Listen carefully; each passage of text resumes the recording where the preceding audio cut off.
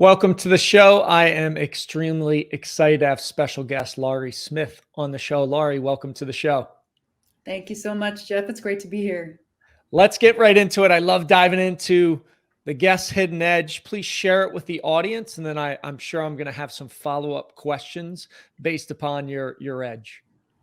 I would say that my hidden edge, the part of me that I did not realize was an edge or did not realize was valuable for many years, is actually my sensitivity.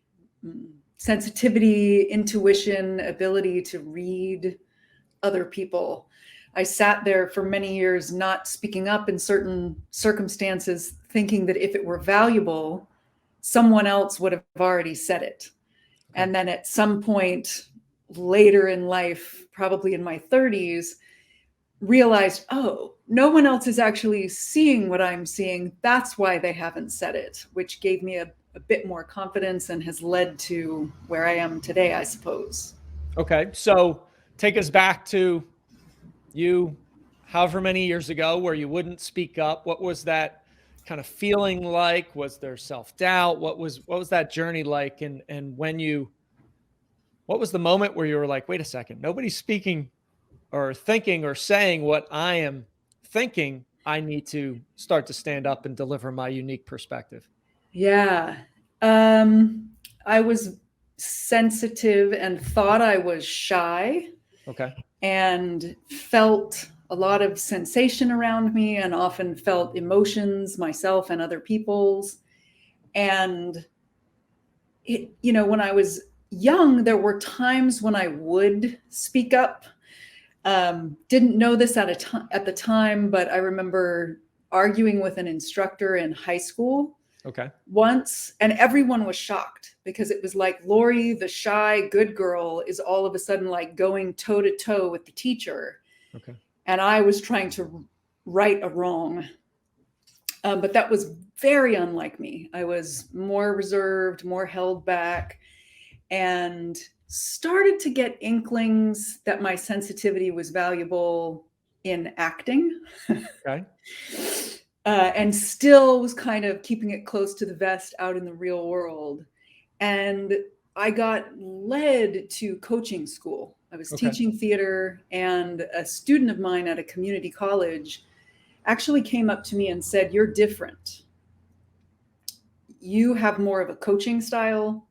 The other instructors have the professor style, where they're professing their knowledge." And she said, when you trust yourself and you ask powerful questions and you're kind of on the same level with us being curious, you look like you're reading people's minds and you're drawing the best performances out of them. When you don't trust yourself, it's really not working for you. Okay. So I went to coaching school, and there was a moment in certification where I was the coach. The other students were listening on a phone conference call, and I was coaching the instructor. And when she was done, she said, "Lauri, how did you know to go to the car?" And I laughed and said, "You're kidding, right?" And she said, "No, I want you to share with everyone else. What is it that led you there?" Mm-hmm. And I said, "Well, from where I sit, it was like there was an oral version of a neon sign around that part of what you were sharing." Okay. And she asked everyone else, "Did you hear it that way?" And everybody else said no. And that was sort of the period on the end of the sentence, or the moment where I kind of got that many people had been telling me it's valuable and not just in acting. And you sort of hear it with your head, but you don't trust it. Mm-hmm. And that was a moment where I went, oh, I think I understand. I am seeing these things that seem like, a neon sign around certain words that people say, but no one else is perceiving it that way. So mine is valuable, and so is theirs, because they had some ways that their intuition or their sensitivity would show up that I did not have. Okay. So a couple of things I took off of that, right, was thinking you were shy, right? And I am very similar in that background where I was a pretty shy kid growing up. And even when I was in the corporate world, I was like the last one to speak in a group of like 80, right? It just gripped me with anxiety. And I just, it was difficult. Yeah.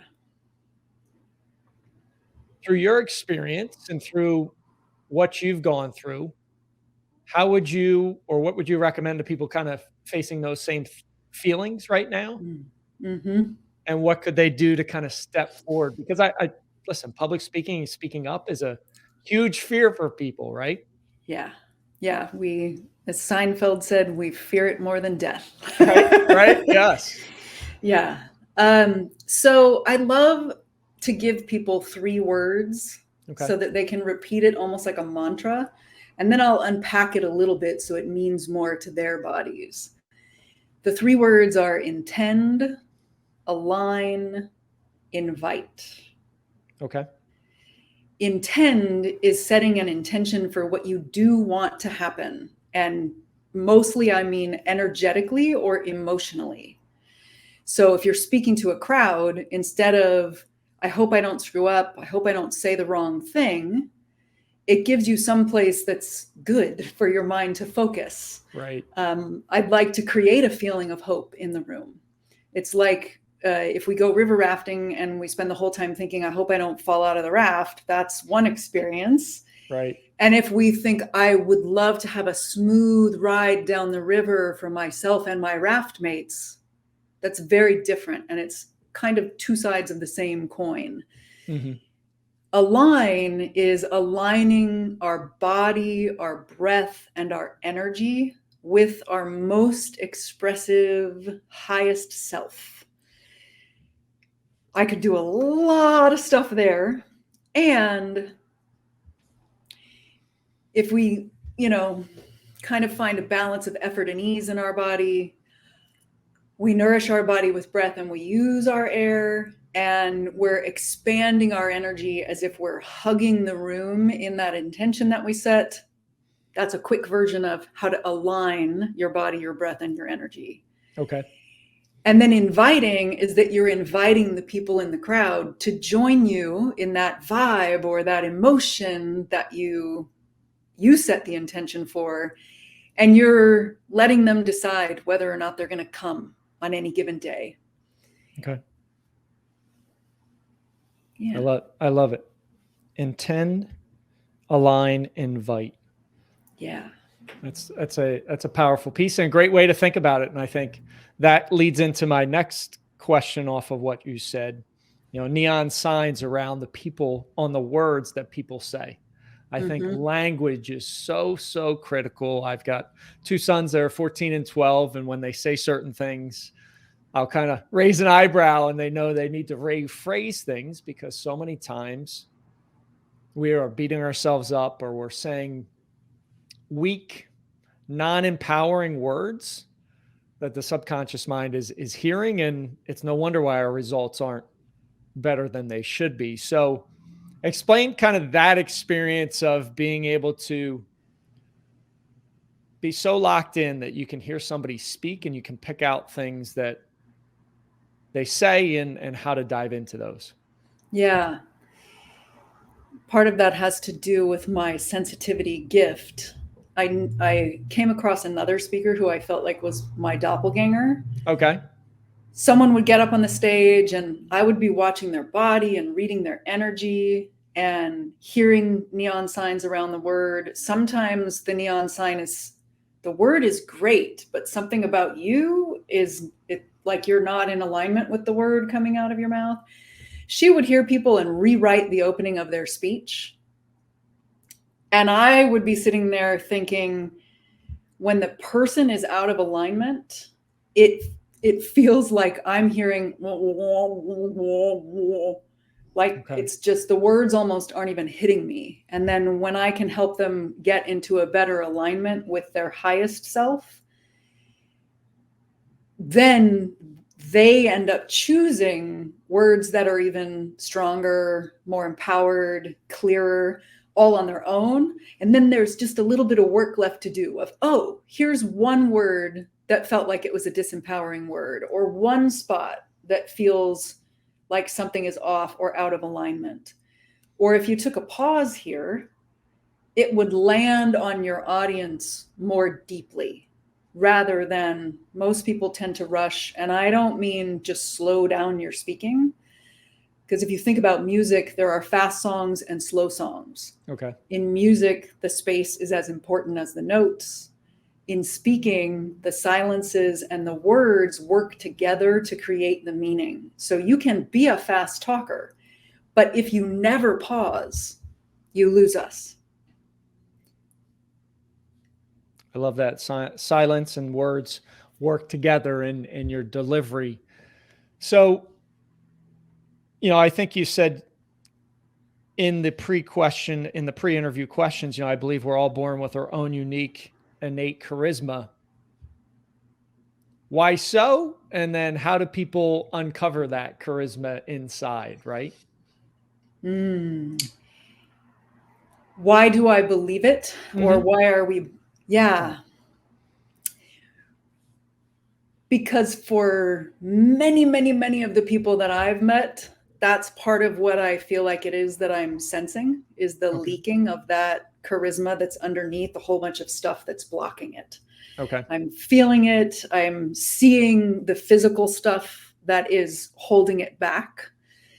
And I remember doing an interview for a teaching job, or speaking to a teaching professor head of the department about my speaking statement. And I said, well, I've always loved that quote. I saw the angel in the marble and I carved until I set him free.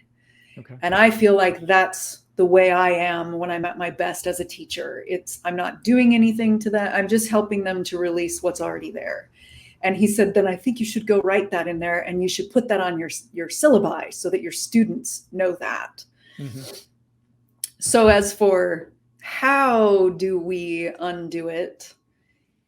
Part of it is mindset, and part of it is knowing, I guess that's mindset, knowing that there is a way of communicating that has us be alive from head to toe and resonates out differently. So we have to know it's possible, and know it's possible for us. Not simply see Barack Obama on the stage and think, oh, Barack Obama's charismatic and the rest of us are, oh, well. Right. Knowing that we each have our own individual charisma, and then practicing in safe spaces in the moment. Stopping and starting. And one of my favorite analogies, I'm a huge basketball fan. I live on the West Coast. I'm a fan of Steph Curry's. Okay. And I like to say, if someone had told him how to, let's say his dad told him how to shoot a basketball at 4 years old, and he went, okay, great. Got it. See you in the game. There's no way he would be the number one best 3-point shooter in the world. In fact, he has been the best for many years. And how he got there and what he continues to do is his dad said, shoot it like this. And he shot it and he probably missed. And then his dad said, stop, adjust this, do it again. Stop, adjust this, do it again. And when it comes to speaking, we're trained to suppress our breathing and to do a whole bunch of inefficient things when we speak.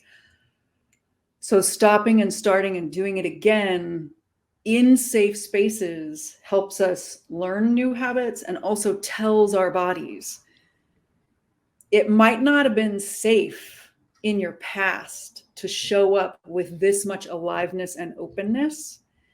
And now that you are an adult, you can marry that sense of primal force, primal aliveness with your intention, and you are safe. And you are the one holding space from there to help others feel safe.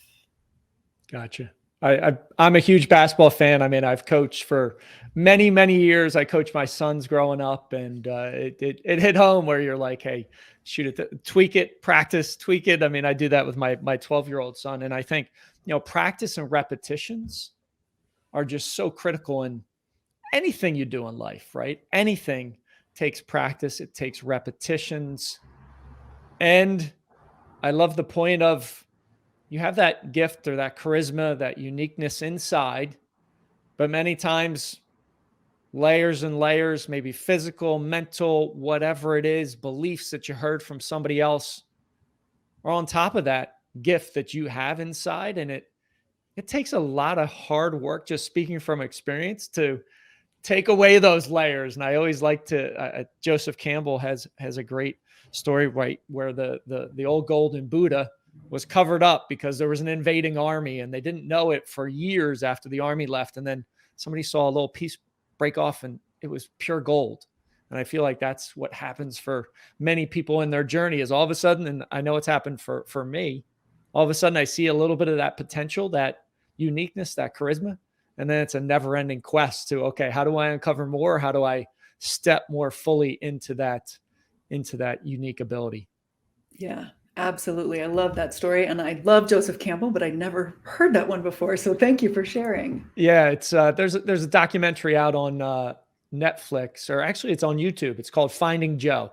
So it's about Joseph Campbell and his story. And there's Deepak Chopra, my coach Brian Johnson's in it. I definitely highly recommend checking it out. I own it, so I must just not have remembered that. It's there you go. Right over there on a shelf. There you go. Awesome. So, obviously finding that uniqueness, practicing repetitions. You said that safe space to be able to practice and do things. How do people go creating a safe space if they want to get better at delivering a message? Is it, practicing in front of family? What are some recommendations you have there? Family would probably depend on the family. Okay. Because sometimes our families are unconsciously, they want to see us like we were when we were a teenager, and Gotcha. They can't help themselves. So, however, I myself, my mother was my best friend by the time she passed away. I could have done anything in front of her. Good friends, same kind of idea. Good friends, colleagues that are up to the same kind of work in the world, coaches, any coach, and or speaking coaches. And there are places that hold safer spaces than others.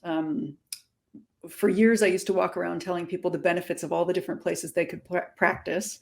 Okay. And then someone challenged me to create my own. So I have something called Authentic Speaking Play Shops. Okay. And the one that always used to get my highest recommendation, because I love to give people options, is speaking circles. Those are the two where the focus is not on where you're going to get, what are you going to accomplish. It's not even on what are you going to say. It's more on having you to feel present, and has created a safe group around that. Okay. So yeah, I would agree with you, kind of family, right? That's a tricky one there. I'd add on to what you said. I mean, podcasting has been a great place to find my voice. I mean, I started my journey nearly 4 years ago. And I will tell you, when I started, I was not good when I started out, right? It was pretty darn bad. I still had those fears of speaking and of articulating and delivering a message, and kind of monotoned. And I mean, it's closing in on, I think, 1,700 episodes that I've done. So that's an amazing platform as well. If you want to own your, really hone in your speaking skills, and a non-threatening place where you have a microphone, it's pretty powerful. Yeah. You made me think of another one, and then one other thought. Awesome. The other place is improv. Improv groups that are for fun, because sometimes people's biggest fear is that they're going to get up there and they're not going to know what to say. Right. And in improv, nobody knows what to say. So there's no script. So you have the capacity to go through that fear in improv. And the other thing that you made me think of is to follow your own intuition. So your intuition led you to start a podcast, even though part of you was probably like, I'm going to put a microphone in front of my face and have deadlines. What? Yep. Because if you're following an intuition, there's probably an intention that you already know intuitively. So you're not doing it because somebody said, get up and do this. You're doing it because a part of you knows you have something to offer or to give in that space. And then when you ask yourself, what's my intention with this podcast? Or what's my intention today with the recording? it's a lot easier to get there because it was kind of in your decision to follow that intuition in the first place. No, I agree. And I think, that was a great, just leaning into trusting your gut and your intuition. And I think so many times we don't do that. I'm getting better at that practice. And it's amazing when I'm on conversations or a coaching call with someone and it's so aligned, I literally get goosebumps. All the hair stands up on my arms when we're like, to me, that's a feeling and that's an indication I'm right in line with what I should be doing, what is kind of that gift inside. What are your thoughts on that? Yeah, there's a tricky thing that happens. The hairs stand up on end and it feels scary sometimes. So all of our inner critics, I call them the soul suckers, they start to get really loud and tell us all the reasons that we shouldn't do it, or we should have to do it, or we should test the waters. So the tricky thing about them is if they're there and that feeling of, I'll call it a lot of sensation is there, that's a huge sign. The hairs standing up on end is a sign that there's something to it. Our inner critics and soul suckers want to label that fear and say it's dangerous and don't do it. Right. When so many people, when it comes to speaking, are focused on, I want to feel calm. Well, I'm sorry. If you want to be a great speaker, you may feel comfortable with the discomfort of speaking, or like the eye of the storm in the middle of a lot of sensation. But if you're good at it and you want to have an impact in the world, you're not going to feel like you do when you're sitting on your couch. Yeah. If you feel like you do when you're sitting on your couch, it's not going like you may think it is. Worst performance I ever gave in my life is out there somewhere recorded when we thought we were just going to do a brush up rehearsal. And so my body was there to just kind of say the lines and move around the stage to mark it. And she said, well, we're recording tonight and we have 10 people in the audience who couldn't come any other night. And my body just wouldn't rise to the occasion. It was flat. I was calm, but it was not any good. So that feeling, like you said, of it's almost like a roller coaster. I've got hairs standing up on end. There's a lot of sensation going on, is really a clue that our intuition is taking us to something that's really important to us. I love that. Great place to wrap up on. Lauri, where can people look you up? Where can they find you? Best place to find me is my website, www.voice-matters.com. And then from there, you can find links to all the other things. Awesome. Lauri, thank you so much for being on the show. Thank you for having me. Thanks for listening. Thanks for watching. Create a legendary day. Rise, fight, love, repeat. Get after it. And I'll talk to you soon. Thank you for listening to your Hidden Edge podcast. You are now part of the movement, part of a tribe who's on a mission to uncover their hidden edge. We're stronger together, so please share this. Show up with one person in your network that you want to help. Together, we can empower others, and connected,